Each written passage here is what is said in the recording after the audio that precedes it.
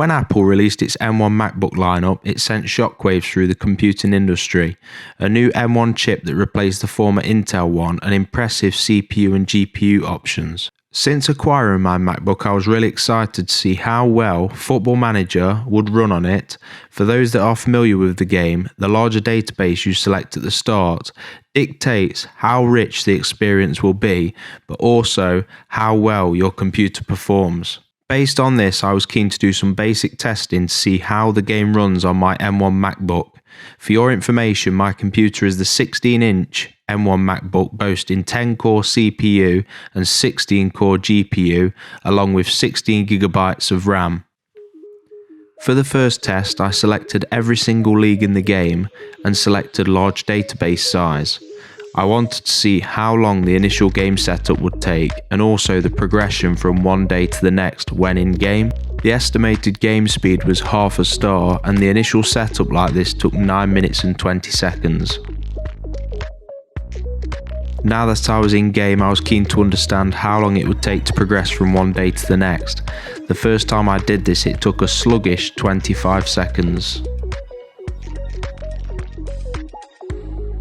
Interestingly, I decided to track the first few progressions, and the second time I actually continued through the game, it improved and only took 9 seconds. And the third progression was better still, only taking 8 seconds. Here is a table just summarising those times from the first test, from the initial setup down to the third progression. For the second test, I used the polar opposite, so I deselected all of the leagues and just left it on England, and also selected a small database with an estimated game speed of 5 stars. And the initial setup this time only took a lightning quick 39 seconds.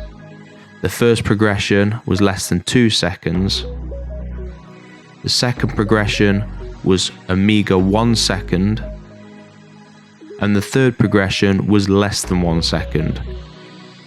Again, here is a summary of those times, and look how quick it was for the second test.